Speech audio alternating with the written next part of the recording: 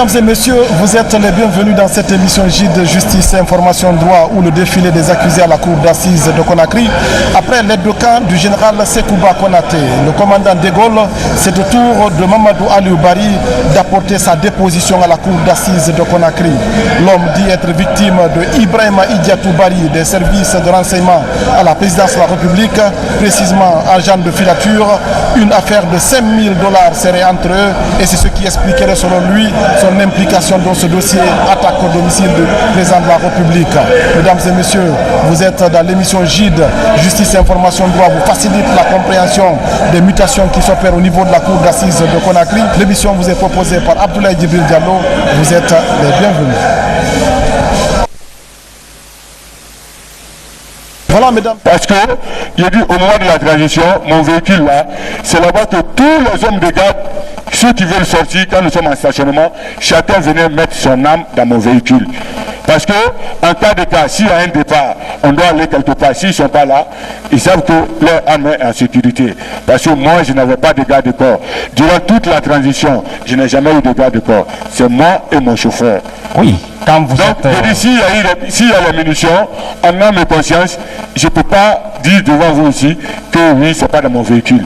Je suis militaire, c'est des munitions. Vous dites que vous avez vu de faire mon véhicule, il n'y a pas de problème. Oui. Mais on ne parle pas de munitions là ici. On ne parle que de l'affaire. Et quand vous êtes invulnérable et doté de redoutables forces magiques, vous n'avez pas besoin de garde-corps. Ne me dites pas que vous n'avez pas de garde-corps. Donc vous reconnaissez la détention de drogue. De chanvre indien, pas de drogue. Oui, et non, moi je vais vous rappeler les dispositions de l'article 377 du Code pénal.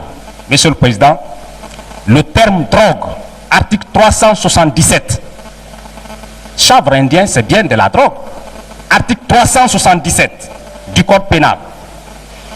Le terme drogue désigne toute plante, toute substance ou toute préparation dont la consommation ou l'usage est susceptible de modifier l'état de conscience. Si vous avez une conception tronquée de la notion de drogue, sinon floue, c'est ça la désignation textuelle légale de drogue en droit pénal guinéen. Donc vous reconnaissez la détention uniquement. Je vais vous expliquer comment je... Ok, merci. Et savez-vous, ou bien vous ignoriez que la détention n'était réprimée par aucun texte de loi en Guinée et qu'on pouvait facilement détenir des drogues sans être inquiété? Ah, Maître Mouri, parlez-moi de l'affaire de chanvre indien. Tant que vous êtes l'affaire de drogue là, ça c'est votre... Bon, d'accord. Parlons de chanvre indien, même si c'est rangé dans la catégorie des drogues, au terme de la définition du concept drogue. Pensez-vous que le fait de détenir du chanvre indien seulement en République de Guinée échappe à toute réglementation? Moi, je vous ai bel et bien dit ici. Je vous ai dit que même au niveau de la gendarmerie comme au niveau de au niveau des juges, je me suis dit que quel que soit le problème, parce que ce que moi on m'a présenté à la gendarmerie, si on vous présente ça ici, quel que soit le problème, ça ne dépasse pas 3 mois de prison, même si c'est interdit. Et pensez, est-ce que vous savez qu'en fait de drogue, parce que vous semblez banaliser la détention de drogue, est-ce que vous savez que la peine encourue peut aller jusqu'à l'interdiction de certains droits politiques, civiques et civils, et même doublé d'une mesure d'interdiction de séjour? Est-ce que vous le savez? Ce que je vous dis, moi je ne suis pas un narcotrafiquant. Ce que vous parlez là, ça concerne la cocaïne. Ça n'a rien à voir avec le chanvre indien. Le législateur ne parle pas de cocaïne. Ok. Et veuillez me parler de vos rapports avec Oumar Keïta, dit Oka, du général Nuhu Cham, de Alpha Oumar Bofa Diallo et de Madame Fatou Badiar Diallo. Depuis la gendarmerie, monsieur le Président, vous voulez que j'écarte cette question? Si vous me demandez, je l'écarte. Mais ce n'est pas maquis. Voilà. Monsieur le Président, j'écarte cette question et elle ne sera plus jamais posée. La question là est écartée. Hein? Merci, Monsieur le Président. Oui. La question là est écartée. Et Monsieur De Gaulle, Monsieur De Gaulle, commandant De Gaulle, le chef de l'État a été attaqué. Et vous avez été arrêté dans le rayon aménagé pour assurer davantage sa sécurité. Vous avez reconnu par rapport à ces événements, liés ou pas, la détention des drogues. Des chèvres indiens. Des chèvres indiens. Maintenant, que pensez-vous réellement de l'attaque du domicile du président? Est-ce que vous le condamnez ou bien, selon vous, ceux qui ont perpétré cette agression, oui, est-ce que vous condamnez cette agression barbare d'ailleurs contre le président de la République? Oui, même si ce n'est pas lié. Vous savez, je vous ai dit ici que dans ce problème-là, vous savez, je vais vous dire quelque chose. Les moutons se suivent mais n'ont pas le même prix. Comment? Les moutons se suivent mais n'ont pas le même prix. Nous sommes tous accusés les moutons ici. se suivent mais ils ne sont pas? Ils n'ont pas le même prix. Mais ils ont une appellation commune. Voilà. Nous sommes tous appelés ici accusés dans ce problème-là. Mais chacun répond au moins à un motif. Je vous dis, si vous me posez cette question, je l'ai bel et bien dit ici. Je dis que moi, en tant que militaire, en tant que soldat guinéen, dont j'ai opté, j'ai prêté serment de défendre ma patrie et l'intégrité territoriale, je crois que pendant les 20 ans de service que j'ai eu à faire, j'ai accompli ma mission. Parce que, à un moment donné, dans ce pays, où tout était flou, rien n'était clair, on a eu la charge et la responsabilité de sauvegarder la vie du premier responsable de ce pays. Et on l'a fait sans problème. Si celui qui est venu, ceux qui l'ont accompagné, s'ils sont restés, ils l'ont attaqué, ils sont allés attaquer son domicile. Je pense que tout ce que nous allons dire ici aujourd'hui, même si nous devons répondre, même les AOB qu'on dit ici, parce que le procureur dit que AOB est allé là-bas, même AOB qui est allé là-bas, avant que AOB ne réponde, je pensais que les éléments de la garde présidentielle devaient être les premiers à répondre à ce problème-là. Parce qu'ils ont reçu l'information. Ils ont reçu l'information. Moi, si vous me demandez, c'est ce que je vous ai dit ici, que si, moi, je le dis tout simplement, même si j'étais simple chef de section chez le président Alpha Condé, je n'ai pas dit autre chose. Je ne voulais pas parler, mais je vais parler. Oui, moi, c'est le président qui me reste. Sinon, moi, j'aurais parlé avec lui. La question que vous me posez, c'est que je vais répondre. Oui. Quand le général Sékou Konaté quittait ici, moi, je vous ai dit. Lorsque nous sommes montés dans l'avion pour moi, je vous ai dit, ce que vous dites là ne m'intéresse pas. Ça doit vous intéresser. Ça doit vous intéresser. Ça doit vous intéresser. Monsieur le Président, moi, je ne suis pas. Vous ne pouvez pas prendre le chèque des autres. Commandant. Vous mettez ça sur moi. Commandant. Je ne suis pas le commandant de la garde présidentielle d'Alpha Condé. Commandant, vous ne pouvez jamais être commandant de la garde présidentielle. Écoutez, je vous le dis, si j'étais là-bas, voilà. Ce qui s'est passé, ça ne va pas se passer. Oui, merci. Pour ce que vous avez fait, ça c'est du passé. Maître Mori. Oui. Toute question qui peut amener une tension forte. Je ne fais pas de tension, c'est lui qui va dans des commentaires fleuves. Moi j'ai demandé, est-ce que il condamne l'agression criminelle et barbare contre le commandant suprême des armées? Cette question, elle est claire. Si je ne la connais pas, je ne vais pas rentrer. Je l'ai appris à Kindia. Je pourrais rester à Kindia. Moi, le général Sékou Konaté m'a dit ici, avant de quitter, dans l'avion, il m'a appelé. Il dit, De Gaulle, à ce moment, on a donné au revoir, nous tous, nous descendons. Il m'a dit, De Gaulle, viens. Je suis revenu. Il dit, ce que j'ai à te dire, si jamais tu restes là-bas que quelque chose arrive au professeur Alpha Condé, ça c'est ton problème. Surtout cette démocratie-là, c'est vous qui avez œuvré pour cette démocratie. Vous êtes les garants de cette démocratie. Et ce que j'ai dit là, tous les officiers guinéens qui ont servi autour du général Sekouba Konaté vont vous le répéter. Le général Sekouba a toujours dit que la classe 90, c'est des ambitieux, démesurés, qui ne s'aiment pas entre eux-mêmes. Donc il m'a dit dans l'avion, il dit donc, faites tout possible pour sécuriser le président. Et puis surtout cette jeune démocratie. Il ne faut jamais accepter qu'il y ait des problèmes. Ça je vais vous le dire. Est-ce que vous avez compris? Excusez-moi, c'est moi qui suis allé déposer le véhicule blindé du général Sekouba chez le professeur Alpha Condé. Je vous ai dit ici, il y a des trucs que je ne veux pas parler. Il y avait le président Alpha Condé, le général Sekouba, j'étais le troisième, notre quatrième c'est le bon Dieu. Bon, ça va, arrêtez ça. Il faut dire tout. Arrêtez ça, arrêtez ça. Il faut dire tout. Voilà. Monsieur le Président, je continue avec lui. Oui, s'il vous plaît. Je continue. Monsieur le Président, moi je suis conforme à vos orientations. C'est lui qui va dans des commentaires flous. Non, écoutez. Le général Konaté est définitivement rentré dans l'histoire de la Guinée. Il n'a pas à me parler de ça. J'étais là. Je ne suis pas un Guinéen. Oui, il faut reconnaître. Avec le, c'est pas les étrangers, nous sommes le peuple de Guinée. C'est tout le peuple de Guinée. C'est tout le peuple de Guinée, je le dis. Voilà. Maintenant, Maître Mori. Oui, Monsieur le Président. C'est la Cour qui dirige les débats. Oui, Monsieur le Président. Je voudrais, oui, vous en tant qu'avocat, si je vous demande, la Cour vous demande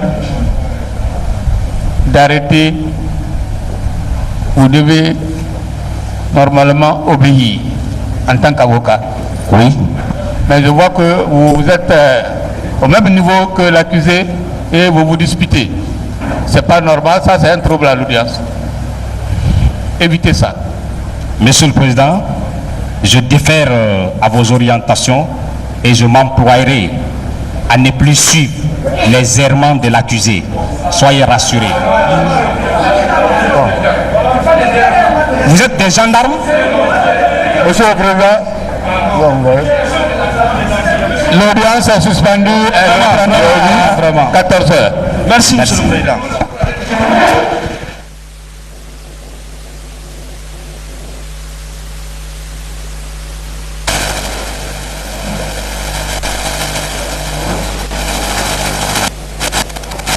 L'audience de la Cour d'assises est reprise, veuillez vous asseoir.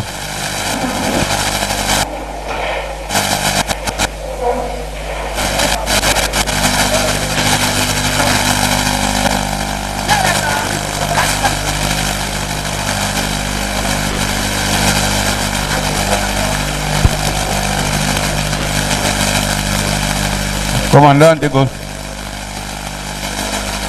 revenez à la barre, s'il vous plaît.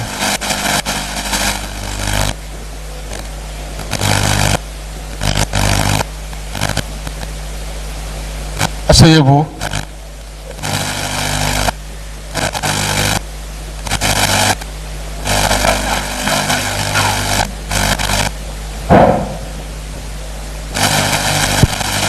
Maître Mori Doumbouya. Monsieur le Président, moi j'ai fini avec l'accusé Sidiki Kamaradi de Gaulle. Vous avez fini? Oui, j'ai fini. Oui, merci. Oh, oui. Maître Stéphane Sidibé.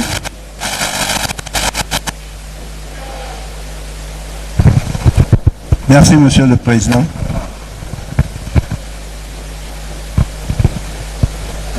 Commandant Sidiki. Présent. Prêtez attention à Maître Stéphane, il va vous poser des questions. Commandant. Maître. Vous avez indiqué ici que vous avez reconnu seulement la détention. Est-ce exact? Oui. Cependant, dans le procès verbal des juges d'instruction, il y a la détention et la consommation. Qu'est-ce que vous retenez en définitive? La seule chose que je peux dire, c'est ça. Moi, je l'ai dit ici. Et c'est ça la vérité. je n'ai pas été arrêté avec le chanvre indien. C'est à la gendarmerie, je peux dire une semaine après mon arrestation, après plusieurs instructions, après plusieurs fois que la gendarmerie, les officiers enquêteurs m'ont posé les questions concernant l'attaque, rien n'a été trouvé. Après ça, ils sont venus, ils m'ont montré, ils ont commencé d'abord par mon véhicule. Ils m'ont sorti, ils sont allés me présenter mon véhicule, que mon véhicule est criblé de balles. Sur place, on a trouvé qu'il n'y avait aucune trace de balles sur mon véhicule. À la suite de cela, ils m'ont présenté en première position les cassettes qui étaient dans le coffre à gants de mon véhicule. J'ai dit oui, c'est pour moi. Après ça, ils m'ont présenté les munitions. Non, un fil, mais couleur militaire, que moi-même personnellement, j'ai dit que ça, c'est un objet militaire, mais moi, je ne le connais pas. Après ça, ils m'ont présenté les munitions. C'est quand ils m'ont présenté les munitions, c'est après ça, en dernier ressort, si vous voulez, vous pouvez voir si réellement ce qui est écrit, c'est ce que moi j'ai dit. Vous verrez que l'affaire de chanvre indien, dans le procès verbal à la gendarmerie, n'intervient que à la dernière position. Parce que après avoir fini de reconnaître ça, on ne m'a plus posé de questions. Non, je vais vous mettre à l'aise sur cette question, monsieur mon commandant. C'est que le procès verbal de la gendarmerie ne parle pas de drogue, ni de chanvre indien. Non. Seul le procès verbal de pool des juges d'instruction en parle. Bon, voilà, c'est pour vous dire que dans cette affaire-là, quand je vous ai dit ici tout de suite que ce problème-là, vraiment, c'est de la démagogie. Ceux qui ont fait ça, c'est que c'est la démagogie qu'ils ont fait. Restons dans le cadre de la procédure, commandant. Oui. S'il vous plaît. Restons dans le cadre de la procédure. Mais je vais vous détendre autrement. Parce que, à force de vous entendre parler, je pense à cet humoriste guinéen qui a dit « Ce qui pose problème, c'est le chanvre indien. » Mais s'il s'agissait seulement du chanvre guinéen, il n'y aurait pas de problème. Bon. Alors, vous ne parlez que du chanvre indien. Et c'est ce qui précisément pose problème. Note. Oui. Oui, aujourd'hui, je suis devant cette barre-là. Oui, pour l'affaire de chanvre indien. Mais je n'ai pas été arrêté pour l'affaire de chanvre indien. Parce que si c'était dans le cadre du chanvre indien, vraiment, on n'allait pas me battre comme ça, me massacrer. Et puis, encore, arrêter d'autres personnes autour de moi, tout simplement parce qu'ils ont dit que j'allais déposer le véhicule du commandant de Gaulle. Bon, justement, j'en viens. Vous avez déclaré deux choses ici. La première, c'est que vous avez dit que vous avez reconnu cette infraction pour sauver votre peau. Ma vie. Votre vie. Est-ce exact? Oui. Bien. Une deuxième fois, vous avez déclaré que vous avez reconnu cette infraction pour permettre la libération de vos jeunes. Oui. Mais c'est deux versions différentes. Hein? Ces deux versions ne sont pas différentes parce que... Expliquez-nous les contours. Oui, parce que ces deux versions, lorsque j'étais à la gendarmerie, je l'ai reconnu, je vous l'ai dit ici. C'est lorsque j'ai appris, les hommes de garde, la nuit, ils avaient le poste radio qui était en marche, il y avait l'émission, donc j'étais dans ma cellule, j'ai bel et bien entendu le plaignant dire que on a commencé à mettre main sur les auteurs, dont mon nom a été cité. Et pendant le temps que j'étais à la gendarmerie, on ne voulait pas me faire croire, on ne voulait pas me montrer que dans cette affaire-là, je n'ai rien à voir. On me disait toujours de reconnaître l'attaque du domicile du président, ou bien de reconnaître l'assassinat du garde de corps du chef d'état-major particulier du président de la République. Je vous dis que ce n'est qu'en dernière position qu'ils m'ont montré le chanvre indien. Par rapport au crime et à la détention de chanvre indien, et dès que le président lui-même, le plaignant, a déjà dit que oui, je suis coupable.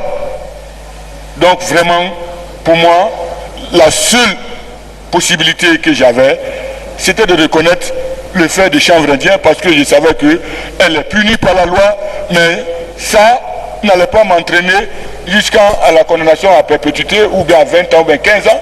Je savais que quelque chose quoi et quoi. Pour ça, j'allais prendre, si j'allais prendre peut-être c'est 1 année ou bien 6 mois. Donc voilà pourquoi moi je l'ai reconnu. Et en deuxième position, au niveau des juges d'instruction, je vous ai dit, c'est lorsqu'on m'a fait comprendre encore que mes véhicules qui ont été saisis chez mon père, que le président de la République est au courant, donc de rester tranquille, je me suis dit que moi, mon problème est différent des autres.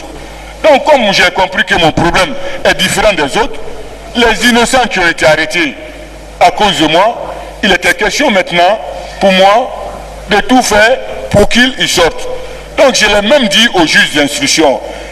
Si le juge Condé est là, il va vous le dire.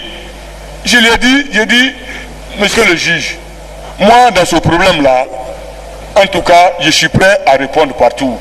Mais faites à cause de Dieu. Je l'ai dit à la gendarmerie, je l'ai répété.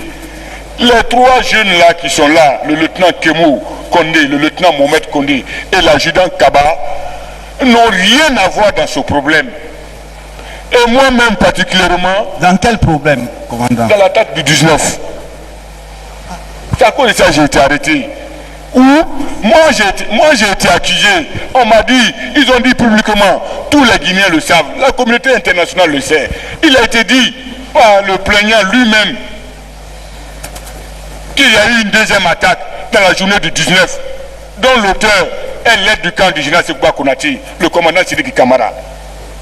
C'est pas un petit truc ça. Ça c'est pas un petit truc. Par rapport à ces dits là et à la détention des chanvres indiens, qu'est-ce qui était mieux pour moi? C'était la détention des chanvres indiens. C'est ce que je vous ai dit. Non. Je note seulement que vous avez fait 4 pages de déposition sur la journée de l'attaque du 18 au 19 juillet. Mais aucune page sur l'attaque sur le chanvre indien concernant le procès verbal de gendarmerie. Aucune page. J'ai pas bien compris.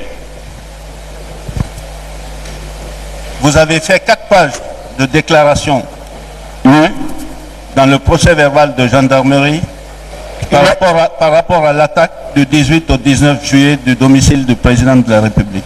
Maître, c'est ce que je... Monsieur le Président. Monsieur le Président. Mais laissez-moi finir. Oui. Oui, laissez-moi finir. Mais cependant, vous n'êtes renvoyé devant cette auguste cour que pour détention et consommation de chanvre indien. Bon, moi, quelque part, ça me pose un problème. Mais le moment venu, la Cour appréciera. Moi, j'en ai terminé, Monsieur le Président, et je vous remercie. Voilà, merci, Maître. Merci, Maître Sidibé. Maître Kamano, si vous avez des questions pour l'accusé, commandant Sidiki Kamara. Vous avez la parole. Merci, Monsieur le Président.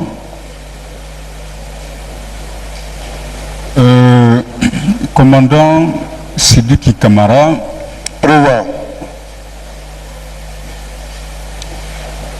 pourriez-vous, s'il vous plaît, me dire quel est votre dernier cours suivi, votre dernier niveau d'études? Moi, Oui. je vous J'ai dit, moi, je n'ai pas trop poussé les études. Je me suis limité en 10e. Pardon? En 10e. En 10e. Bien. Alors, je voudrais juste, avec la permission de Monsieur le Président,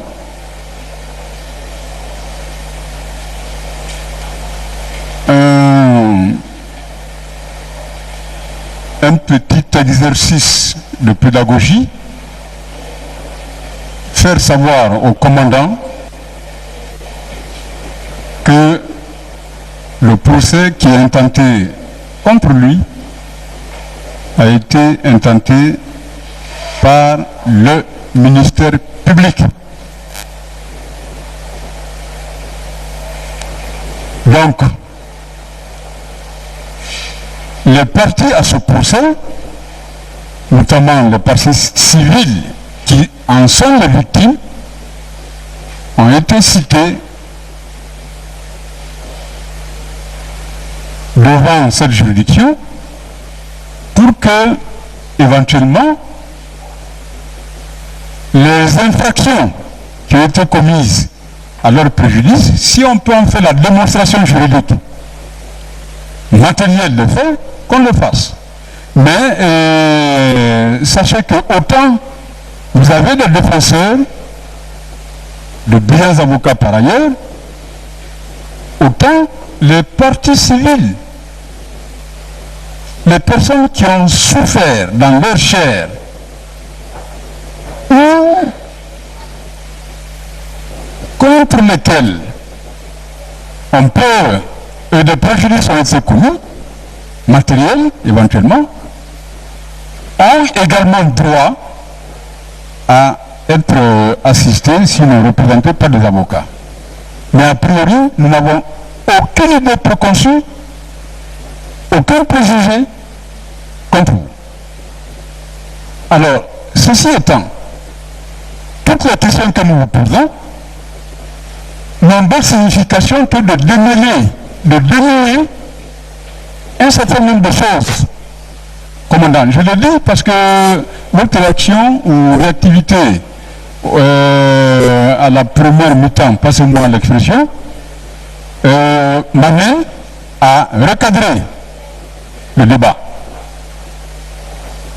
Donc, les questions qu'on va vous poser, c'est juste pour nous permettre de mieux comprendre ce qui a dû se passer, notamment en ce qui vous concerne. Alors, est-ce que je peux retenir que vous avez été arrêté à proximité le 19, j'entends, à proximité du domicile de Monsieur le Président de la République? Si oui, à combien de mètres, même approximativement, vous êtes-vous retrouvé ce jour du domicile de Monsieur le Président de la République? Oui, c'est ça ma première question. Maître, moi je vous ai dit, moi j'ai été arrêté auprès de mon domicile. Le président a son bâtiment à Tipé. Moi, j'ai mon logement à Tipé.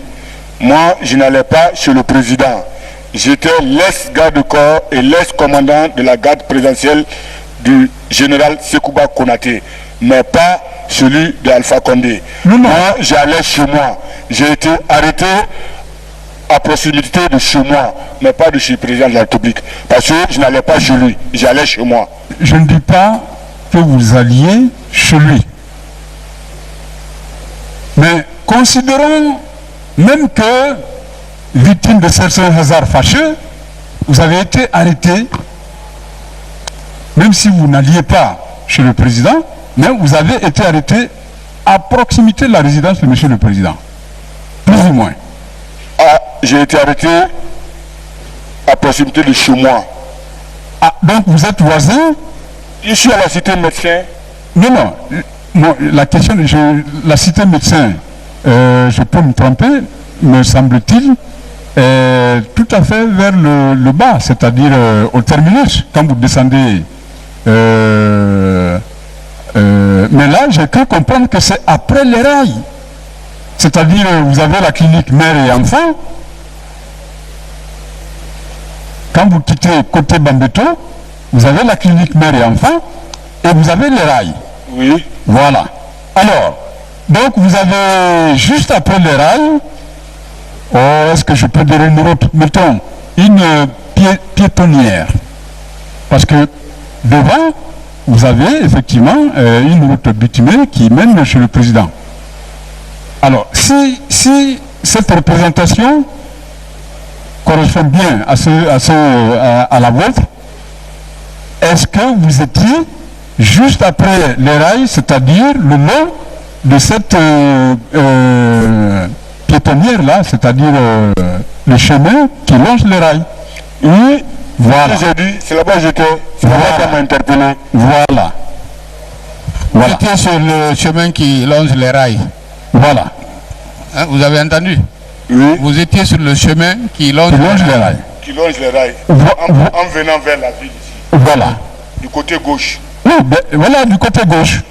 Alors, donc, si nous sommes du côté gauche, en longeant cette route et en allant un peu plus loin, vous avez à votre droite le monsieur le président. Quand vous allez vous progresser, vous allez vous longer cette voie-là, un peu devant, à droite, vous avez le domicile de monsieur le président. On est d'accord? Moi aussi, je le tout juste devant là. Bon, voilà.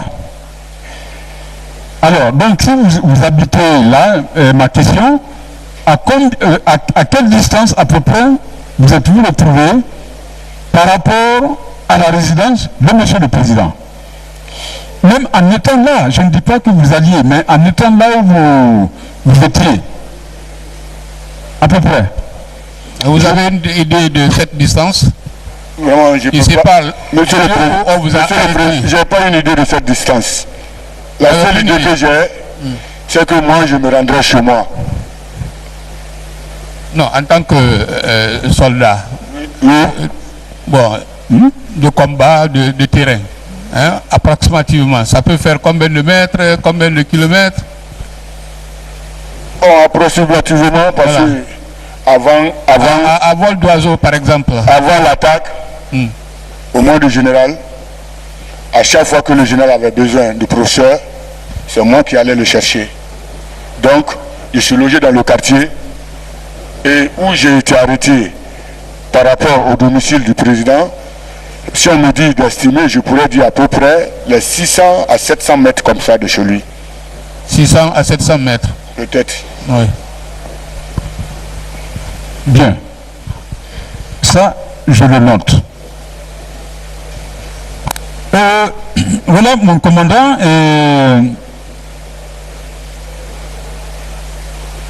Comment expliquer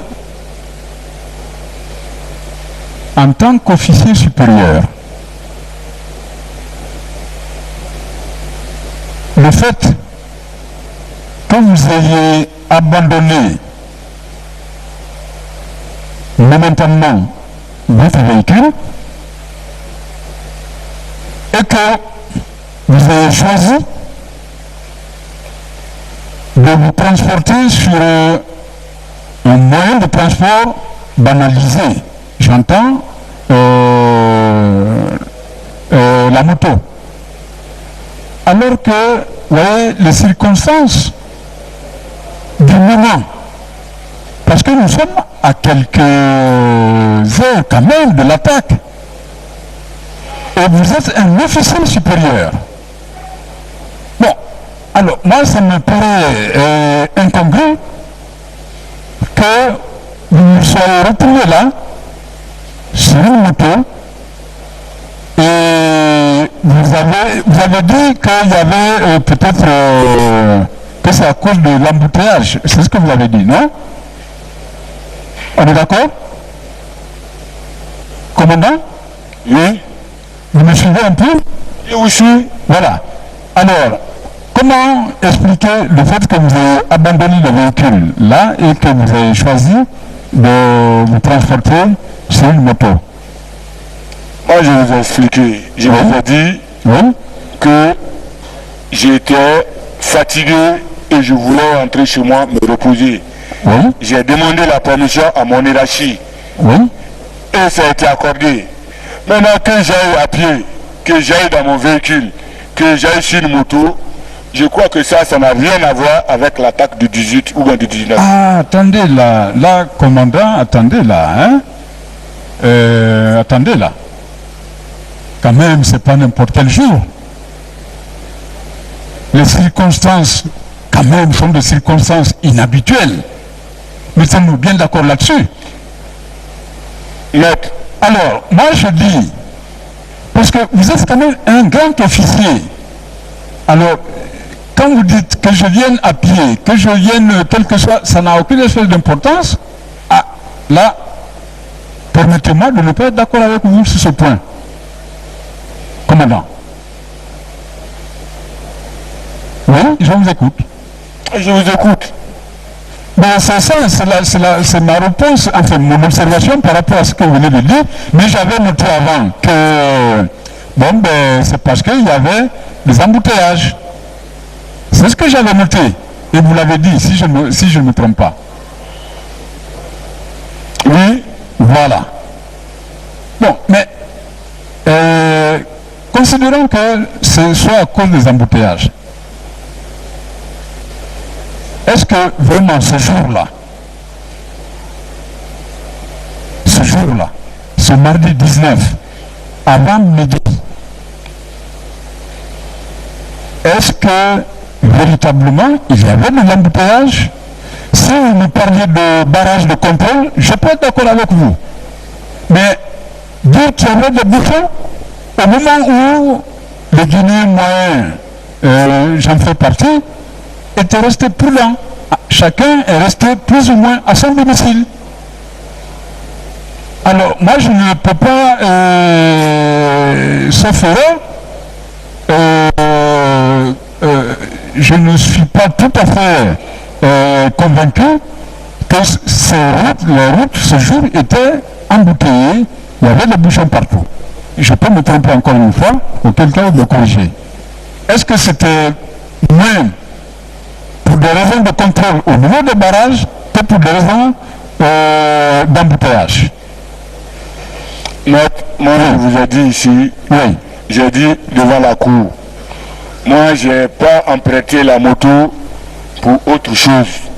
Parce que si moi, je savais que ce jour-là, en empruntant cette moto-là, j'allais me retrouver dans cette situation, je n'allais pas le faire. Je n'allais même pas quitter le camp Al-Faya. Et puis, si je me reprochais de quelque chose, ou bien quand je suis rentré, je savais que oui, il y avait quelque chose qui ne tournait pas rond autour de moi, moi, on n'allait pas venir me chercher.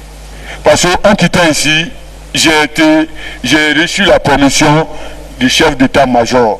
Ce sont eux qui m'ont donné l'accord, qui ont même appelé, qui ont même dit à l'officier adjoint de Bata que quand je serai prêt pour aller en permission, de me donner la permission. Donc c'est dans ce contexte-là, quand je suis rentré, j'ai tenu lieu d'informer l'état-major là que je suis là, je suis rentré. Si je connaissais quelque chose, je n'allais pas appeler l'état-major, je n'allais pas lui dire que je suis chez moi à Tipé. Et puis, je prends de moto, ou on parle l'affaire de moto, depuis mon arrestation jusqu'à où nous sommes comme ça. Où est la moto? Écoutez, là, c'est vous-même qui l'avez déclaré. Là-dessus, le débat, on ne va pas... vous avez dit que vous étiez sur une moto. Oui, mais le point n'est pas discuté. Bon, alors,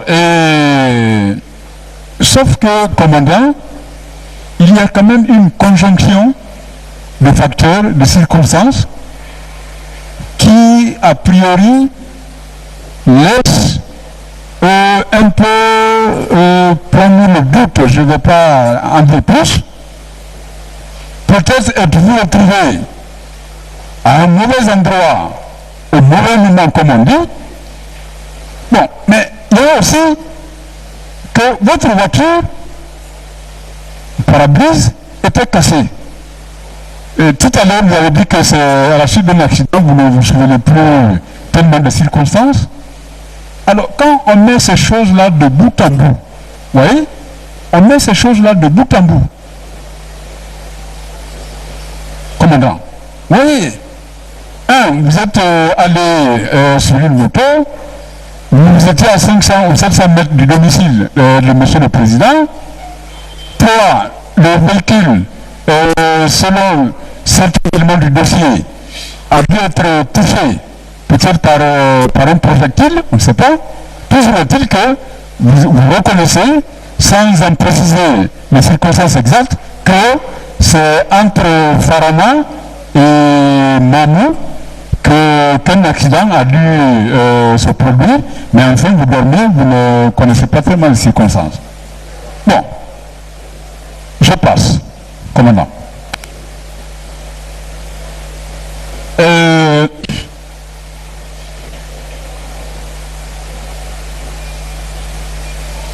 Bon, pour la détention ou la consommation du chanvre indien, c'est vrai que devant le juge d'instruction, commandant, vous avez dit, je ne parle pas de la gendarmerie, mais votre première question est hier, je ne reconnais que la détention et la consommation du chanvre indien, mais les autres infractions, je ne les reconnais pas. Alors,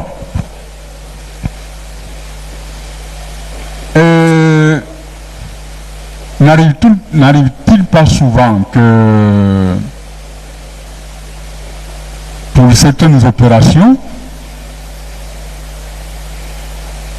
les militaires, je ne dis pas tous, même pas, peut-être certains, je préfère dire que certains militaires, peut-être pour maintenir l'éveil ou pour se doper, prennent quelque chose qui peut être le chanvre indien.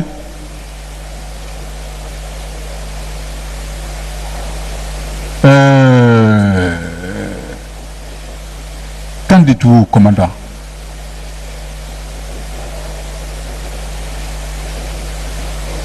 Commandant, vous n'avez pas entendu? Vraiment, je n'ai rien entendu, voilà. Ah, vous étiez hors de... Vous n'étiez pas dans la salle, hein? Oui, il était ailleurs. Maître, monsieur le Président, oui. Il faut qu'il élève un peu la voix, parce que nous, nos tympans là, c'est pas comme lui. Reprenez pour lui. Oui. Je dis, commandant, n'arrive-t-il pas souvent que certains militaires, avant une opération, pensent à prendre quelque chose qui puisse lui tenir en éveil, le galvaniser, et ce quelque chose-là peut être la drogue, le chanvre indien. Je dis, qu'en dites-vous? Moi, concernant moi, personnellement, la seule chose qui me galvanise quand je dois effectuer une mission, c'est le nom du bon Dieu, Allah Waïdou. Dieu est seul et unique.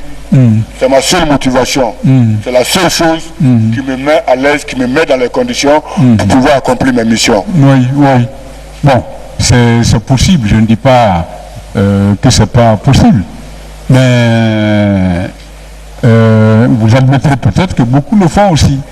Bon, maître, pour cette question-là, oui. Si vous voyez peut-être que vous posez, peut-être vous en connaissez d'autres. Là, vous pouvez vous adresser à ces gens-là. Oui. Pour moi, particulièrement dans mon cas, je l'ai dit et je l'ai précisé ici. Les conditions qui m'ont poussé à reconnaître ces faits, je l'ai dit, et même où je suis actuellement, ici, si j'ai la certitude et la garantie tout de suite que les 3 enfants, les 3 innocents qui sont en prison à cause de moi, qui seront libérés, je vais vous dire ici que je consomme la cocaïne. C'est pas là le problème. Vous savez, les questions de responsabilité pénale sont individuelles. Alors,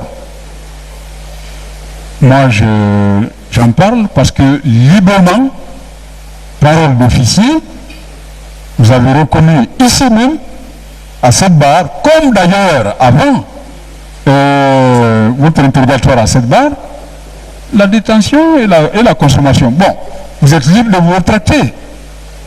Vous êtes libre de vous rétracter. Mais vous avez dit oui, pour ce qui est de la drogue, plutôt, pour reprendre le champ indien, vous écartez maintenant la consommation pour ne parler que de la détention. Bon, ça, moi je voudrais juste faire le lien en disant c'est aussi un élément qui entre ou qui devrait entrer dans l'appréciation des faits qui sont soumis à la Cour. Voilà. Donc, sur ce point, les confrères, monsieur le procureur général, avant moi, ont déjà indiqué qu'il était constant, acquis au débat, que vous l'avez dit. Enfin, vous l'avez reconnu.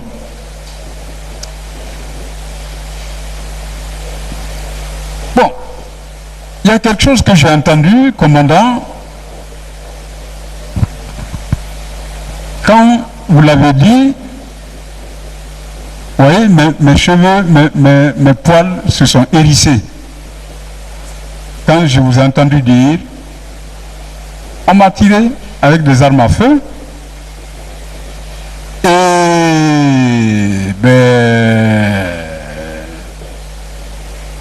la balle n'a pas pénétré. Alors dans ma logique cartésienne, je dis, mais bon Dieu, est-ce que c'est possible cela? Alors, moi je vous ai regardé avec mes gros yeux, je dis, mais est-ce que c'est possible ce qu'il est en train de dire? Alors, c'est vrai, est-ce que on a tiré dans votre direction des coups de feu parce que dans votre logique, on voulait vous tuer? Ou je peux considérer désormais que c'est un écart de langage, un lapsus linguique. Est-ce que ça vous a échappé comme ça? Qu'est-ce que je dois retenir finalement? Maître. Oui.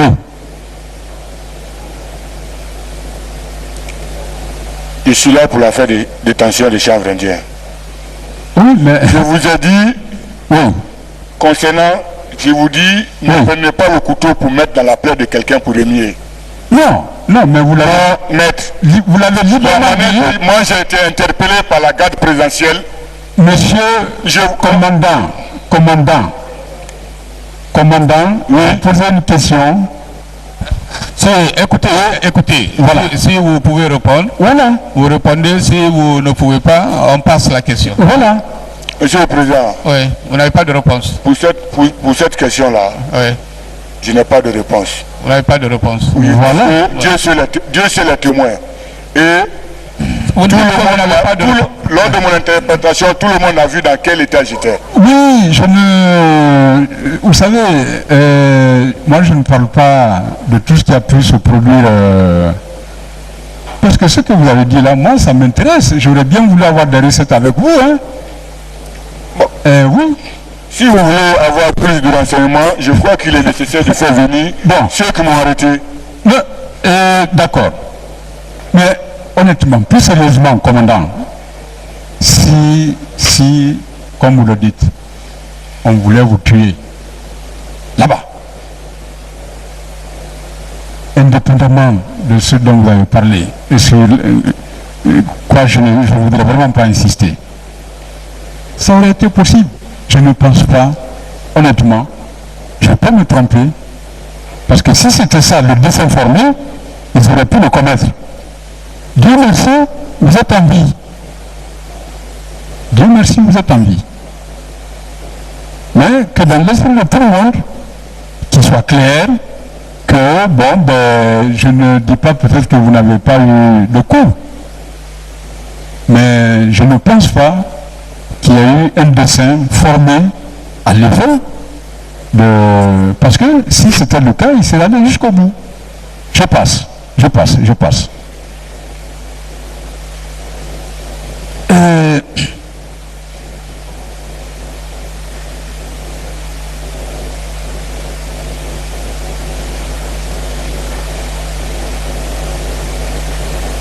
Devant le juge, le pool de juge d'instruction, est-ce qu'il est constant que vous n'avez fait l'objet d'aucune violence devant le juge d'instruction? Devant le juge d'instruction, c'est ce que je vous ai dit ici. Dès que quelqu'un qui doit vous interroger vous dit déjà que ton problème est au niveau du chef de l'État, le juge Condé, c'est ce que je vous ai dit. Ce que moi je vous dis, c'est ce qui s'est passé. Vous prenez le PV d'enquête de la gendarmerie, comme vous le dites. C'est ce que je vous dis, que l'affaire de chanvre indien là, moi je le reconnais tout simplement et c'était pour sauver ma vie. D'abord, je ne savais même pas ça. Vous-même, vous le dites que dans le PV de la gendarmerie, ce n'est même pas écrit. Et moi, quand le juge Condé est venu, j'étais même pas encore assis. J'étais arrêté. Il dit, ah, monsieur De Gaulle, qu'on a retrouvé le chanvre indien dans votre véhicule. J'ai dit, ah, c'est ce qu'ils ont dit. J'ai dit, mais moi, dans l'état que j'étais là, vraiment, je ne pouvais pas dire que ça ne m'appartient pas. Parce que, depuis mon arrestation, malgré tous les coups que j'ai reçus, avec le sang que j'ai perdu, on ne m'a pas traité. Donc, on me disait obligatoirement de reconnaître l'attaque du domicile du président ou bien l'assassinat du garde de corps du chef d'état-major particulier du président. Et on est venu en dernière position me montrer le chanvre indien qu'on a vu ça dans ton véhicule. Donc, j'étais obligé de l'accepter. Et voilà, c'est ce qui m'a envoyé jusqu'à ici. Et pourtant, je n'ai pas été arrêté au cours d'une patrouille ou bien un ratissage pour l'affaire de chanvre indien. J'ai été arrêté dans le cadre de l'attaque du domicile du chef de l'État. Ceux qui m'ont arrêté m'ont dit en première position que mon nom est trop chanté dans ce problème. Après, il me dit que c'est nous qui sommes venus pour attaquer ici la nuit. Pour vous dire ce que vous êtes en train de dire, que vous ne comprenez pas, vous ne pouvez pas croire qu'ils ont tiré sur moi. Maintenant, pourquoi pour m'arrêter, il y a eu tous ces coups de feu? Pourquoi le plaignant a dit qu'il y a eu 2 attaques, qu'il y a eu une deuxième attaque? Si ces gens-là n'avaient pas tiré, vous pensez que si le coup de feu s'était limité à 2 ou 3 rafales, le président n'allait pas dire qu'il y a eu une attaque? Ce sont eux qui sont allés dire. Ce sont eux. Le président n'est pas militaire. Moi, je vous ai dit ici. Moi, les chefs, je ne veux pas les toucher. J'ai servi avec un chef. Et je n'en veux pas au président parce qu'il n'est pas militaire. Commandant.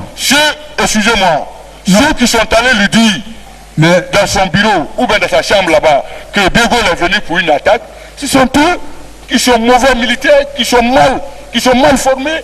Je crois même si vous cherchez des fumeurs de chanvre indien, ce sont eux qui ont tiré en pleine journée sur quelqu'un désarmé, en main nue, quelqu'un qui a servi la patrie, et puis un collaborateur comme eux. Ils ne m'ont pas vu en armes, rien.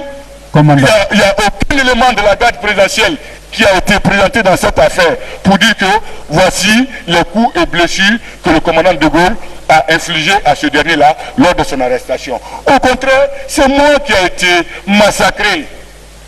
Commandant. Maintenant, moi, on veut me traiter. Commandant, vous avez tout le loisir. Vous avez vos avocats qui vous poseront des questions. Et vous direz tout ce que vous voulez, enfin, ce que la loi permet, tout au moins.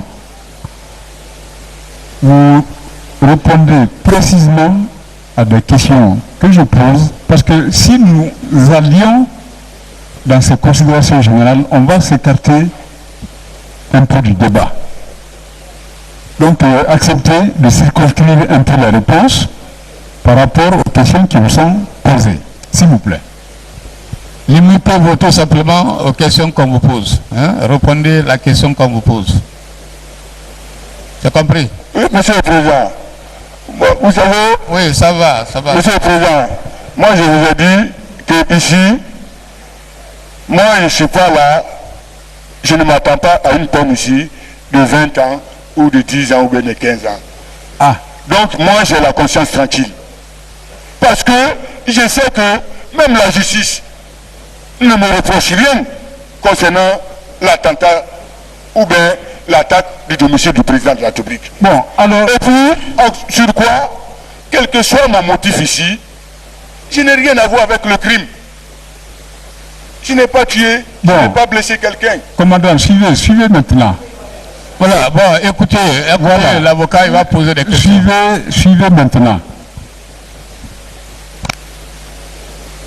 Vous savez, commandant,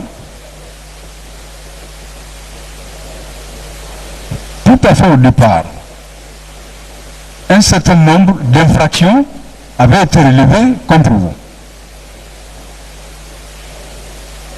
Et je peux vous le rappeler, parce que même dans votre procès verbal, c'est indiqué, vous avez été à l'époque interpellé pour des faits d'atteinte à la sûreté de l'État, assassinat sur la personne du garde du corps du président de la République, tentative d'assassinat du président de la République, destruction d'édifices privés et mobiliers du président de la République, détention illégale d'armes de guerre, détention et consommation de drogue. Ça, de façon basique, c'était les préventions qui avaient été posées contre vous. Et on a retenu finalement la détention et la consommation. Mais attention, il peut arriver, même si vous n'avez été renvoyé devant cette cour que pour cette infraction-là, les débats peuvent démontrer éventuellement votre complicité, en tout cas votre participation à ces faits. Et dans ce cas, les articles 345 et 346 du Code de procédure pénale pourraient s'appliquer.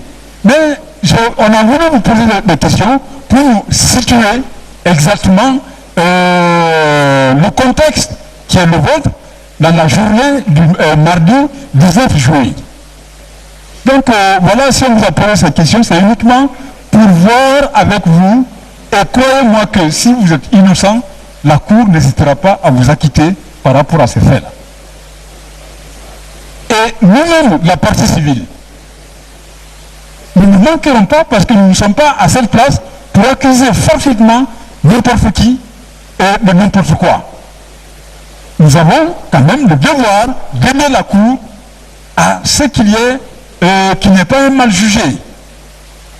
Donc voilà, commandant, si nous vous posons des questions, c'est pour que nous sachions, que nous soyons fixés sur les circonstances exactes qui ont entouré la commission des faits qui vous sont reprochés. Alors, donc voilà, Monsieur le Président, il faut que ce soit très clair chez le commandant. Voilà. Maintenant, je vais terminer avec vous. Si j'ai posé la question, est-ce que vous avez été violenté devant le juge? Vous m'avez rien dit. Vous dites, oui, je suis venu, on m'a dit le président est au courant, etc. Mais ma question n'a pas été répondue. Est-ce qu'on a... Je n'ai pas été violenté, je n'ai pas été frappé devant le juge. Bon, voilà. Mais moralement, j'ai été affaibli devant le juge.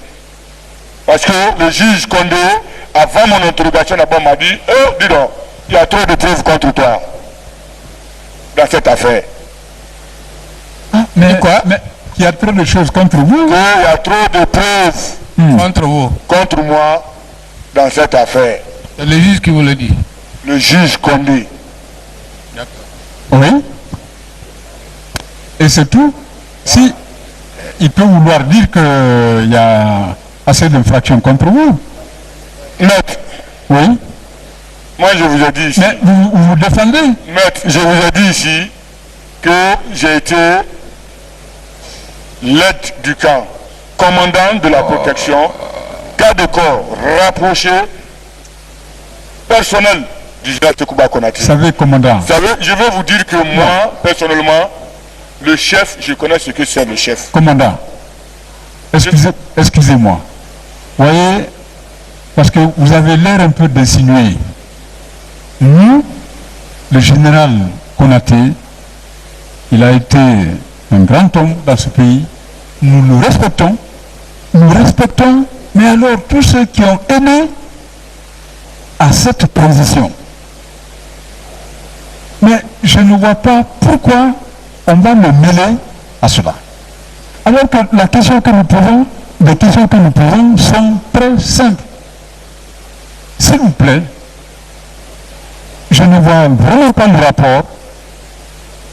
On ne vous reproche absolument rien. On ne nous reproche absolument rien. Et vous pouvez être demeuré un vaillant militaire. Personne ne vous a contesté ses qualités. Mais voilà, voici qu'il y a des faits pour lesquels vous êtes tenu de vous expliquer, mais le plus simplement que possible. Commandant, sans a priori, sans préjugés. Donc, le professeur Alpha Condé n'a, contrairement à ce que vous pensez, aucune prédisposition défavorable contre vous. Aucune.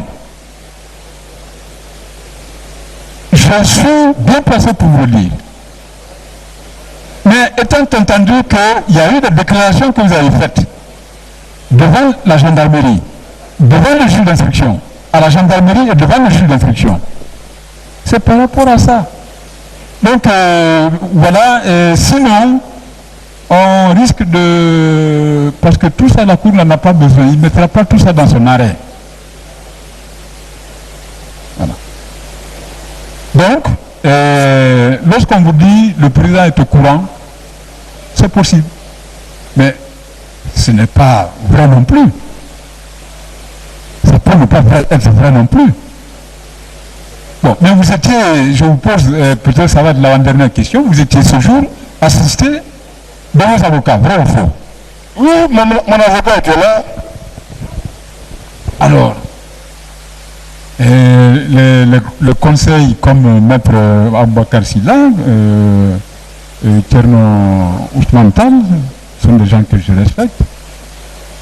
Et voilà, donc c'est devant vos avocats que vous avez été entendu, interrogé, et vous avez signé. Voilà. Donc, voilà, Monsieur le Président.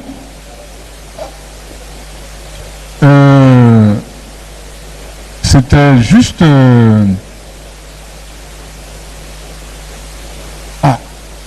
excusez-moi.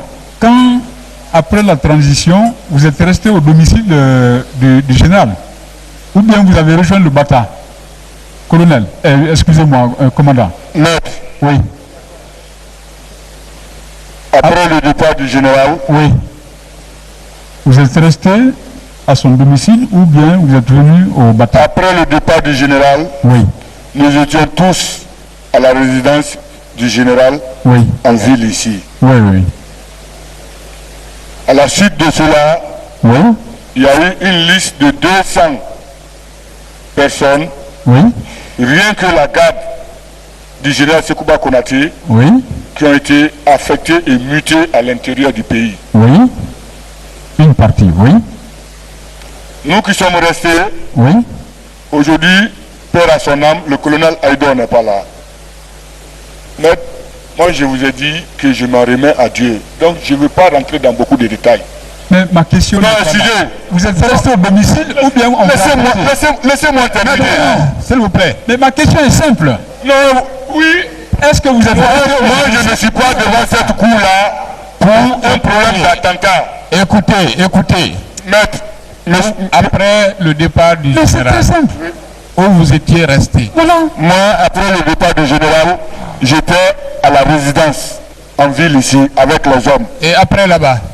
Après, lorsqu'ils ont muté les éléments, Oui. nous sommes restés, ils sont venus, ils ont ramassé tous les véhicules sans nous avertir, nous les responsables, c'est-à-dire le commandant Oka et moi. On ne nous a rien dit. C'est un matin, nous sommes venus, les hommes de garde, d'abord la nuit, c'est le lieutenant Abaka Titi, c'est lui qui m'a appelé, me dit, ah, mon commandant, l'état-major est venu chercher les véhicules. Il y avait Anouin avec le planton du général, le petit Eli, le sous-lieutenant Eli, qui était dans la chambre du général, qui faisait tout pour le général. C'est lui qui était dans sa chambre. Qui sont venus, Anouin, Eli et quelques éléments de l'état-major, qui sont venus ramasser tous les véhicules. Moi-même, j'avais ma pick-up personnelle que le général Sekouba m'avait remis, que j'avais mis à la disposition des hommes pour le transport, qui transportaient le manger dans les différents postes qu'on avait. Ils ont envoyé, j'ai dit, ah, et ma pick-up, qu'ils ont tout envoyé. Donc nous sommes restés comme ça. C'est à l'issue de cela que le commandant Oka m'a appelé un matin et me dit, ah, que le général Bunduka a envoyé les éléments pour venir chercher l'armement. L'armement? L'armement. Oui. Je lui ai dit, j'ai dit, ah, est-ce que tu as appelé le général? Tu as dit au général? Il dit non. Comme ils sont venus ce matin-là, ils ont dit qu'ils viendront pour ramasser l'armement. Donc, de préparer tout. Tout ce qui est là comme arme, même ce que les hommes de garde détiennent, de réintégrer tous les armes au magasin. J'ai dit qu'il n'y a pas de problème, je vais appeler le général. Effectivement, j'ai appelé le général. J'ai dit, ah, Excellence, Oka vient de me dire que le général Bunduka a demandé à ce qu'on rende les armes, l'armement.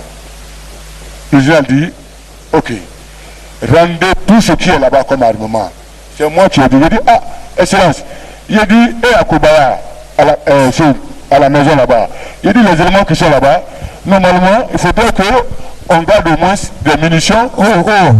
Oui. Vous avez dit, mon général, où? Le domicile du général, où il a construit, à Yataya. À Yataya, oui. Oui. Donc il y avait la garde là-bas. Oui. Moi-même, mon idée est partie sur là-bas. J'ai dit, les éléments qui sont là-bas, il faudrait qu'on garde au moins des munitions et au moins un PM ou un FM pour les hommes de garde. Je vous jure, entre moi et Dieu, le général me dit, dis donc, si tu veux te créer des problèmes, c'est toi qui connais. Je te dis, comme tu viens de dire qu'ils ont dit qu'ils vont venir prendre l'armement, tout ce qui est là-bas, comme armement et munitions, rendez-les. Si vous gardez l'armement à votre niveau, s'il y a un problème, c'est vous qui allez répondre. Et puis, je t'ai toujours dit, toi tu es plus intelligent que les autres. Appelle Oka, appelle l'officier d'armement qui est le capitaine Daouda, allez-y ensemble, voir le général Bunduka, vous allez faire le travail ensemble, parce que maintenant vous êtes des officiers supérieurs. C'est ainsi, je suis allé, j'ai dit à Oka, j'ai dit Oka, je viens de parler avec le général. Le général dit, tout ce qui est là, comme armement et munitions, que quand Bunduka, le général Bunduka envoie les gens de les remettre. Donc, il a dit que vous et le capitaine Daouda et moi, que nous allions trouver le général Bunduka pour l'intégration des armes. Oka me dit, ah ok, il n'y a pas de problème. Comme ils ont dit qu'ils vont venir, c'est pas la peine d'aller là-bas. On va les attendre. Quand ils viendront, il n'y a pas de problème. Moi je lui ai dit, bon, comme actuellement, vous n'êtes pas tranquille ici. Moi aussi je ne suis pas tranquille. Moi c'est la plupart, c'est la nuit que je viens ici. La journée, je ne viens pas. La journée, c'est rare de me voir ici. Donc je préfère, en cas, si c'est moi qui en trouve ici, je vais t'appeler. S'ils viennent te trouver ici, vous m'appelez. Donc, ils sont venus pour récupérer les armes. Moi, commandant Siliki qui est assis devant vous comme ça, les armes qui étaient avec le général Sekouba ont été rendues à l'état-major sans ma présence. Ça s'est fait entre l'état-major de l'armée de terre, le commandant Oka et l'officier d'armement, Daouda. Quand je suis venu, parce que ce jour-là, moi je suis resté La nuit, je suis resté jusqu'à 4 h du matin que j'ai quitté pour aller chez moi. Le lendemain, je suis revenu que dans les bandes de 19 h. Donc je suis resté encore jusqu'à 4 h, je suis allé à la maison. Donc c'est le lendemain, c'est le deuxième jour qu'ils sont venus prendre l'armement. Donc c'est le Finalement, troisième jour. ils ont pris tout. Hein? Ils ont tout pris, finalement. Moi, le jour que je suis venu, j'ai trouvé que les armes collectives, c'est-à-dire les mortiers, les 12-7 qui étaient dans les caisses, qui n'étaient même pas encore déballés, c'est ce que j'ai trouvé. Mais concernant les PMAK, les munitions, les RAC, tout ça était déjà parti. Donc je me suis énervé, j'ai appelé l'officier d'armement, je lui ai dit David, je l'ai appelé à côté, parce que j'étais énervé contre Oka. J'étais prêt ce jour-là à m'attaquer à Oka. J'ai appelé David. J'ai dit, à partir d'aujourd'hui, moi j'ai compris qui toi tu es. J'ai dit, si tu vois que tu as accepté de faire ça sans me dire, c'est parce que Oka est chouchou, tu es chouchou, c'est parce que c'est à cause de ça, vous ne m'avez pas dit. Sinon, c'est moi que je viens de te dire ici, que j'ai parlé avec le général. Le général dit de rendre tous les armes et munitions. Et je t'ai dit, en cas si on vient derrière moi, de m'appeler. Mais pourquoi vous intégrez les armes, vous remettez les armes sans me dire? J'ai dit, mais attendez-moi, vous allez me connaître tout de suite là. Parce que au niveau de la garde là-bas, on avait une organisation. Notre chef de garage, Maître So, était le plus âgé. Donc pour tout problème, même s'il y a un problème qui devait moi m'arriver, même si on venait me dire, moi je disais toujours, allez-y voir le doyen. Donc j'ai jugé nécessaire d'aller voir d'abord Maître So, me plaindre à Maître So de ce qui s'est passé. Parce qu'ils ne m'ont pas respecté en tant que commandant de la protection. Donc je suis allé, j'ai trouvé Maître So. Quand je l'ai expliqué, Maître So me dit, ah dis donc, ça va, laisse tomber. Tout le monde connaît comment Oka est. Donc s'ils ont fait ça, laisse tomber. Mais je n'avais pas compris, j'ai voulu vraiment venir dire à Oka pourquoi ils ont intégré les armes sans me dire à mon absence. Il fallait qu'on m'appelle au moins. Maintenant, s'il m'avait appelé, j'allais lui dire, je ne suis pas disponible. Donc, l'affaire, l'armement, c'est comme ça que ça s'est passé. Donc, c'est à la suite. Si au cas où vous avez appelé, vous allez dire que vous n'êtes pas disponible? Hein? Que vous n'êtes pas disponible à rendre les armes? C'est ce que j'ai dit. J'ai dit, au moins s'il m'avait appelé, oui, pour me dire qu'ils sont venus pour chercher les armes, oui, je lui disais non, je ne suis pas disponible, je ne peux pas venir. Là, en ce moment, il n'y a pas de problème. Mais ils ont fait ça sans m'avertir, sans me dire quelque chose. Rien. Donc, c'est à mon retour. Alors que c'est vous qui étiez le chef là-bas. Oui. Après là-bas, c'est après quand ils ont récupéré les armes. Oui, vous êtes allé où? Quelques jours après. Et puis, même ça aussi, en tant que chef, moi que les chefs, l'état-major et tous savent que c'est moi qui suis le chef, ils ne m'ont pas dit. C'est le matin, vendredi, comme c'est le vendredi, chaque matin, c'est obligatoire que je vienne faire le rassemblement avec les hommes. Je viens, on me donne la troupe, mais heureusement, je me suis dit non, comme je ne suis pas venu, je ne suis pas prêt à faire un briefing devant la troupe, j'ai dit au chargé de l'opération, j'ai dit non, continuez le rassemblement. À ma grande surprise, j'attends au rassemblement là-bas que maintenant tout le monde doit se rendre à Bata, que les véhicules viennent pour nous chercher. Ah, j'ai appelé Titi. J'ai dit, ah, dis donc, le petit Bayo, qui était l'adjudant de compagnie. Il dit, ah, l'autre là est venu d'où? Ah, que c'est le colonel Sissé qui nous a appelé, qui nous a dit de préparer tous les hommes pour rejoindre Bata, qui vont envoyer les véhicules nous chercher. Donc, on reste dans ça. Le colonel Sissé appelle encore Bayo. Donc, il était question de venir au régiment là-bas pour nous entretenir. Après, il appelle Bayo, il dit à Bayo que ce n'est pas la peine, nous ne pourrons pas venir, mais on va vous envoyer les pick-up pour transporter les éléments au camp Al-Faya. On reste dans ça. Quelques minutes après, on rappelle encore que les véhicules ne sont pas disponibles pour aller vous chercher. Débrouillez-vous pour rentrer, pour venir à Bata. Bayo est venu me dire ça. Vous étiez basé où en ce moment? Nous étions ici, en ville ici. À Bolivie. Oui, à la résidence où le général était logé. Oui. Donc quand Bayo m'a dit ça, j'ai dit non. J'ai dit appelle le colonel Sissé. Il a appelé le colonel Sissé. Monsieur le Président, il y a beaucoup de trucs dans ça là. On ne peut pas tout expliquer. Voilà, finalement, vous êtes resté au compte du Bata. J'en viens. Donc, quand on a appelé le colonel Sissé, bon, j'étais en communication avec le colonel Sissé. J'ai demandé au colonel Sissé, ah, vous venez chercher les gens sans m'avertir. Le colonel Sissé me dit, vraiment, excuse-nous. Mais, fais tout possible, viens avec les gens. Entre-temps, le lieutenant-colonel Mohamed Ali, j'ai bien entendu au téléphone, le colonel Sissé, si on peut le faire venir, il va le confirmer. Le colonel Mohamed Ali dit, c'est qui? Le colonel Sissé dit non, c'est De Gaulle. C'est le commandant De Gaulle. Il dit quel commandant? Ok, il viendra me trouver ici. Ça c'est fini ça. Ils verront aussi qu'il y a un autre commandement. Il n'a qu'à venir me trouver ici. Directement, j'ai dit au colonel Sissé, j'ai dit mon colonel, il faut dire au colonel Ali, de ne pas me dire des trucs comme ça. Ok, s'il le dit, maintenant, moi j'ai pas de véhicule ici, je n'ai pas d'argent pour transporter les gens. Je vais nulle part. Et mes hommes ne bougent pas. Ils n'ont qu'à envoyer le véhicule. Le colonel Sissé me dit non, calme-toi. Prends les hommes, viens. Arrivé ici, moi je vais te donner le prix de carburant.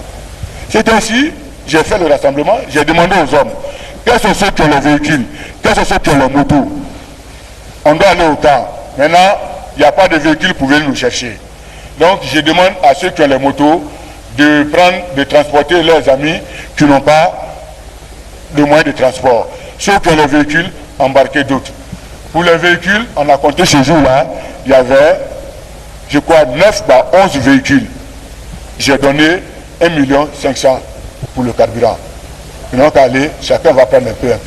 Les motos, on a compté, il y avait plusieurs motos.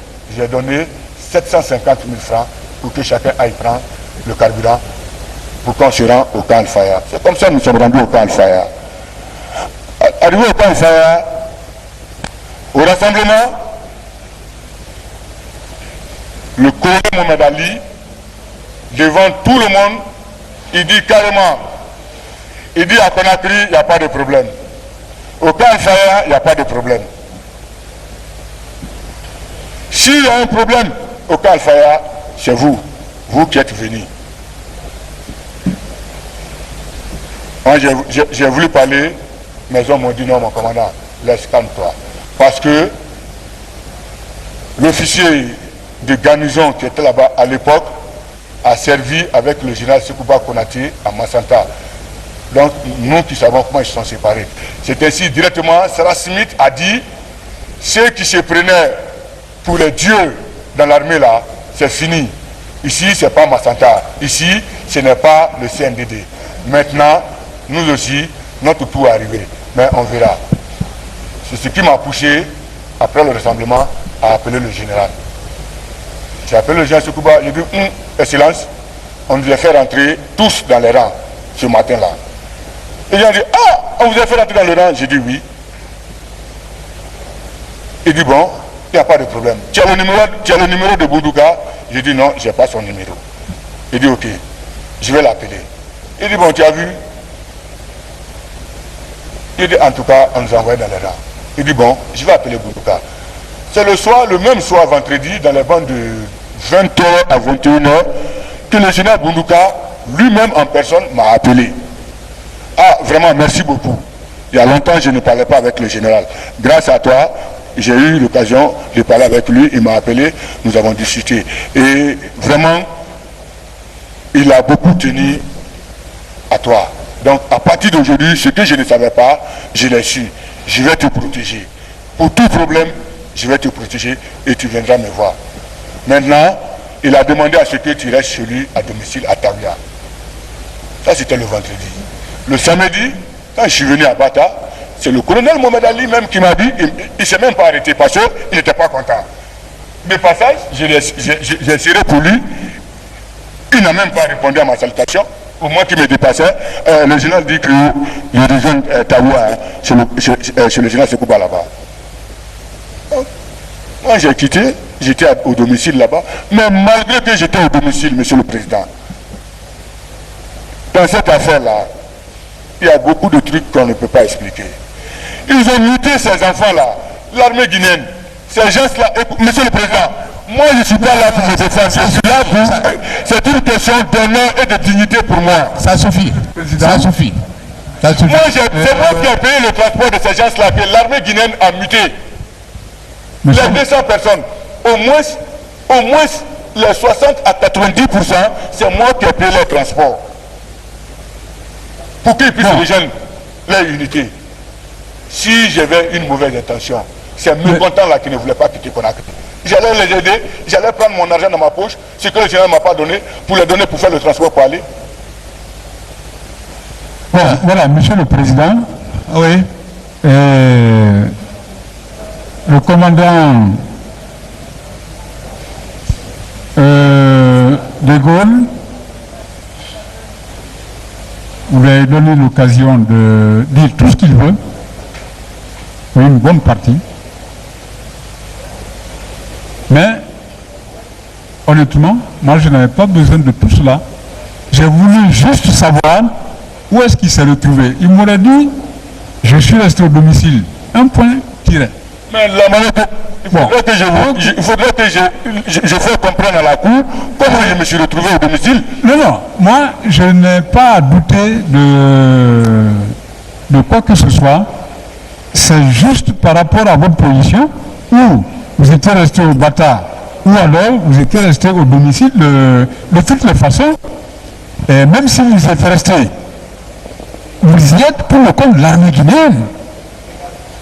Vous n'êtes pas employé du général, vous êtes là pour le compte de l'armée guinéenne. C'est tout. Et c'est normal, il le mérite.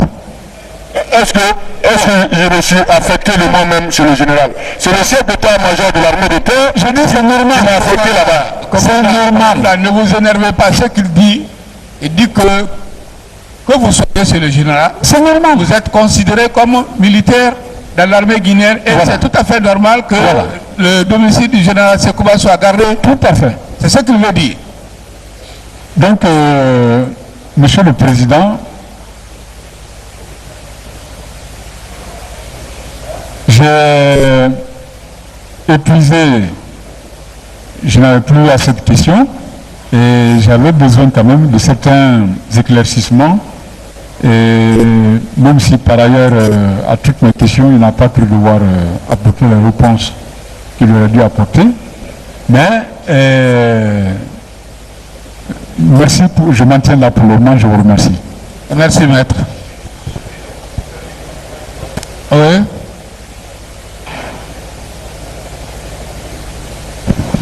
Faut pas vous énerver, hein. Faut pas vous énerver. C'est qui Oka? C'est qui Oka? C'est qui Oka? Oka, c'est le commandant. Son nom même c'est quoi? Oumar Keita. Ah, Oumar Keita. C'est pas Ousmane Koulibaly? Non. Oka c'est Oumar Keita. D'accord. Vous connaissez actuellement au Maroc. Vous connaissez Ousmane Koulibaly? Vous avez connu Ousmane Koulibaly dans la garde du général Sekouba? Je connais Ousmane Koulibaly très bien. Parce que je l'ai reçu après sa formation commune de base. Ils étaient au nombre de 30 personnes. Dans l'armée guinéenne, c'est les premiers éléments que le général Sekouba a reçus à Massanta. Bon, vous étiez le chef de la garde du général Sekouba ou bien quoi? Moi? Oui, vous étiez le chef? Moi, j'étais là pour la sécurité du général Sekouba Konaté. L'armée même. C'est parce que le général Sekouba Konaté, Dieu lui a donné le pouvoir que nous avons été nombreux. Quand c'est doux, tout le monde vient. Mais quand c'est pas doux, il n'y a pas beaucoup de personnes. Bien. Pendant 9 ans, à Massanta, nous sommes allés au nombre de 100 et quelques. Pendant les attaques, beaucoup ont quitté Massanta, ils sont rentrés à Conakry sans permission, sans même Oui, ça ou là. Oui, monsieur le procureur. Commandant, contentez-vous de répondre aux questions qu'on vous pose. Laissez les commentaires.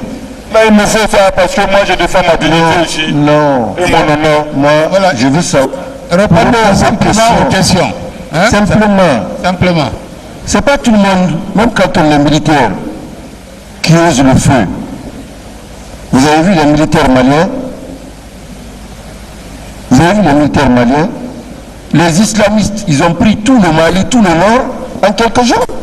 Sauf qu'il venaient, personne ne résistait au feu. Vous avez le courage d'oser le feu. Je suis d'accord avec vous. Je salue ce courage-là. C'est ça le militaire. Ce que moi je voudrais savoir avec vous, est-ce que vous saviez quelle était la quantité d'armement qui se trouvait affectée à la garde personnelle du général Sekouba Konaté? Monsieur le procureur, excusez-moi, moi aussi je vais vous demander pardon, ne vous fâchez pas. Appelez l'officier d'armement, il pourra vous le dire. Il s'appelle Daouda Kamara.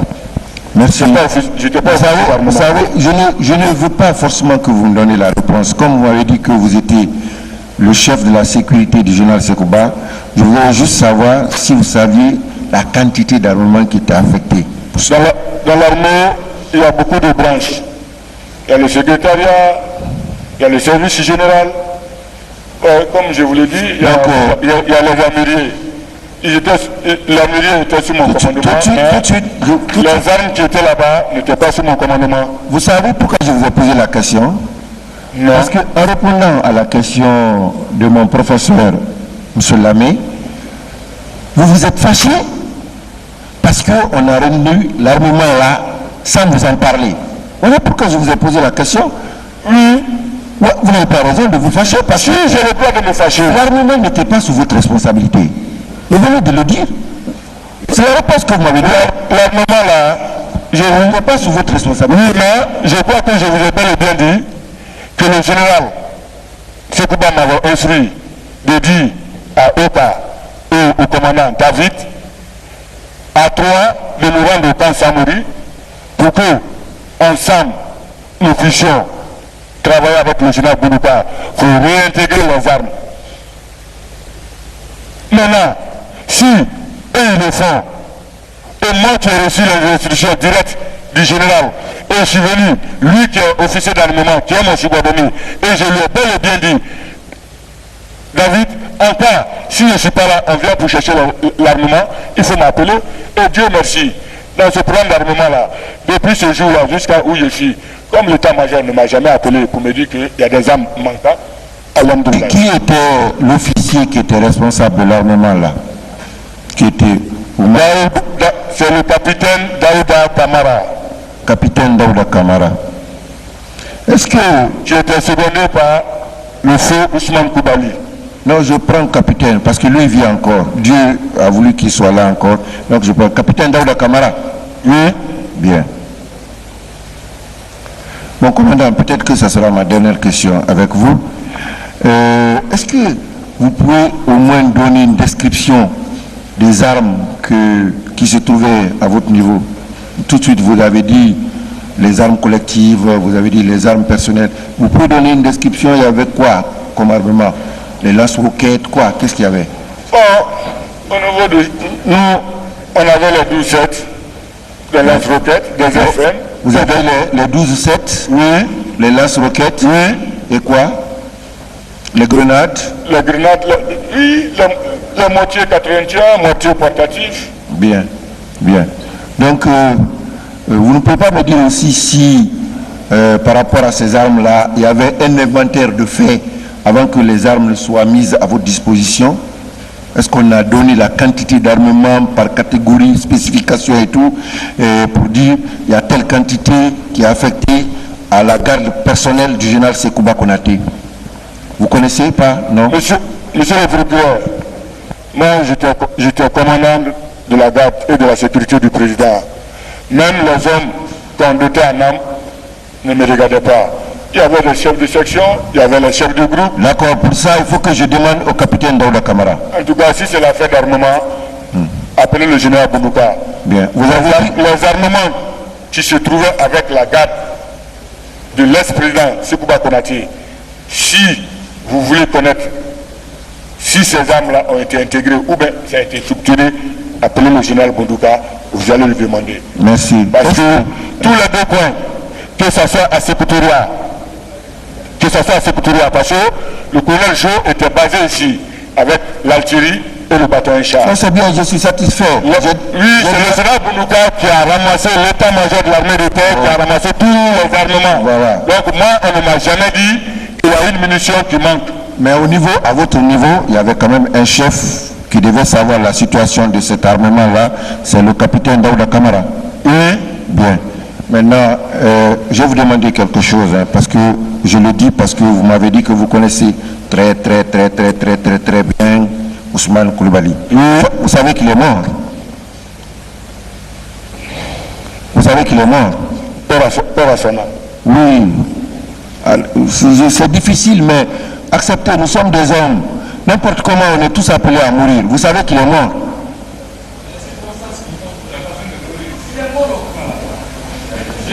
C'est moi qui ai évoqué la question, laissez-moi parler. Laissez-moi parler. Maître Béa.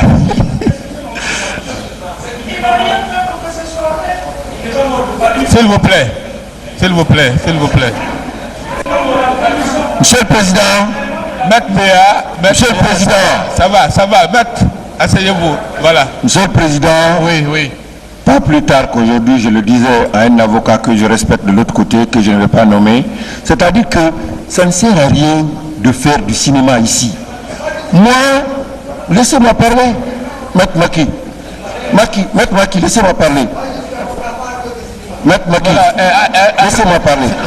Monsieur le Président, moi, en tant que procureur, j'ai instruit les services judiciaires. Il y a une enquête qui est ouverte au tribunal de première instance de Dixine depuis des mois. Qui suit le dossier? Entre eux, qui suit? Donc, si vous n'êtes pas constitué, n'en parlez pas. Voilà. Mais moi j'en viens, s'il vous plaît, commandant, gardez vos larmes. Hein. Oui. Vous savez, on va tous mourir. Hein. Vous êtes un bon croyant, c'est ce que j'ai compris tout de suite. Nous sommes tous des mortels. Hein. Bien. Est-ce que vous pouvez... Ousmane Coulibaly, hein? J'ai fini. Est-ce que vous pouvez me parler, si vous pouvez, hein, si vous ne pouvez pas, vous me dites je ne peux pas. Je ne peux pas. Est-ce que vous pouvez me parler de l'homme, de son caractère, de sa personnalité? Merci, monsieur le procureur. Vraiment, je n'allais pas quitter à cette barre-là sans demander à monsieur le président l'occasion de pouvoir dire un mot sur le lieutenant Ousmane Coulibaly. Parce qu'aujourd'hui, dans ce problème, il a laissé sa vie. Mais il n'y a personne qui pourra vous dire réellement qui était Ousmane Coulibaly. Je vais vous dire qui était Ousmane Coulibaly. Derrière moi, vous pouvez aller demander à ses promotionnels, vous pouvez demander précisément à Massanta où il a fait son service, parce que après Massanta, ce n'a été que les 2 ans de la transition. Donc à Conakry, il n'est pas beaucoup connu. Je vais vous dire qu'à la date présidentielle, il y avait des éléments de la classe 70, classe 62, classe 72, classe 85, classe 90, classe 93. Il y avait des éléments qui ont fait la Sierra Leone avec le général Sekouba Konaté. Il y avait des éléments qui ont passé un peu partout avec lui, qui étaient plus anciens que Ousmane Coulibaly. Ousmane Coulibaly, si il a été nommé officier adjoint de l'armement de la garde présidentielle du général Sekouba Konaté, c'est pour simplement vous dire, monsieur le président, que ce monsieur, ce que je vais vous dire, n'incarne que moi, ma personne, mes analyses.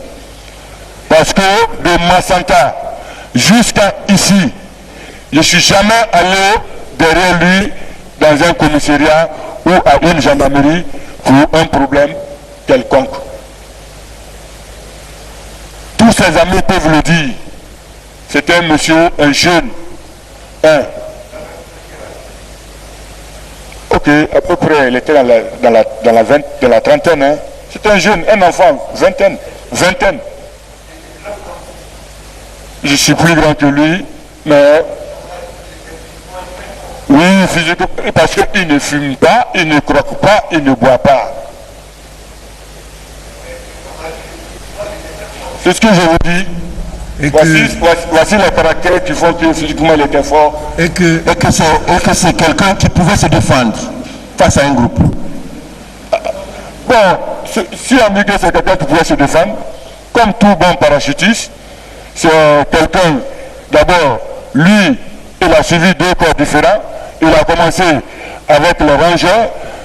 Malheureusement pour lui, c'est quand il s'est fracturé le bras au moment de la formation des rangeurs, qui n'a pas terminé la formation avec le rangeur. Voilà pourquoi on les a reversés au compte de papa. Bien, je vais vous poser une question. C'est ma dernière, Monsieur le Président.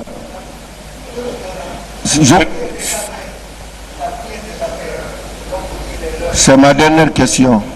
Je pose la dernière question. Et ça va être pénible, hein? Répondez-moi en toute sincérité. Est-ce que c'est un homme qui est capable de se donner la mort? Oui, Dani. L'homme que j'ai connu, digne, honnête, si on disait à Koulibaly de reconnaître que ces armes-là, c'est lui qui l'avait donné, ou bien qui les a sorties, ou bien de citer des noms, sauf la mort, mais ne le ferait jamais. Il n'allait jamais le faire. Mais est-ce qu'il est capable, lui, de se donner la mort? Koulibaly, c'est ce que je vous dis, il ne pouvait jamais se donner la mort tant qu'on ne lui a pas donné la mort. D'accord, merci. Monsieur le Président, j'en ai fini, je vous remercie.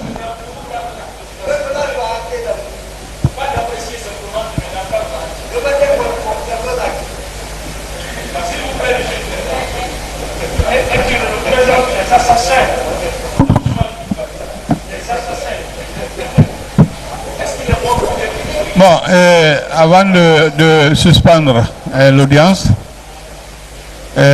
si vous avez des témoins, il faut préparer la liste des témoins et leur adresse pour que, à partir du lundi, on commence à faire venir les témoins.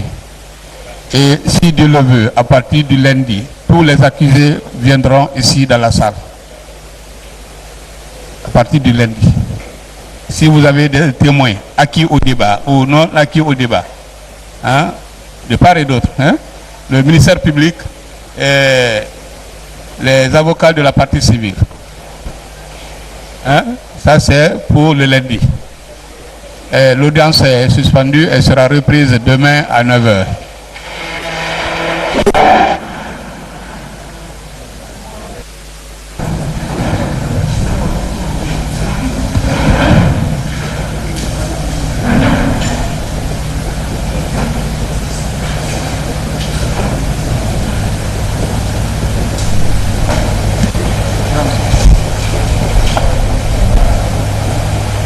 L'audience de la Cour d'assises est reprise. Avec la comparution de Mamadou Aliou Bari, qui se dit victime justement d'un agent des services de filature de la présidence de la République, à l'occurrence M. Ibrahima Idiatou Bari, et une affaire de 5 000 $ serait à l'origine, mesdames et messieurs, de son implication sur la base de faux témoignages, a-t-il dit, dans ce dossier attaque au domicile du président de la République. Je pense que vous avez été particulièrement bien servi. L'émission vous a été proposée par Abdoulaye Djibril Diallo. Merci de l'avoir pratiqué.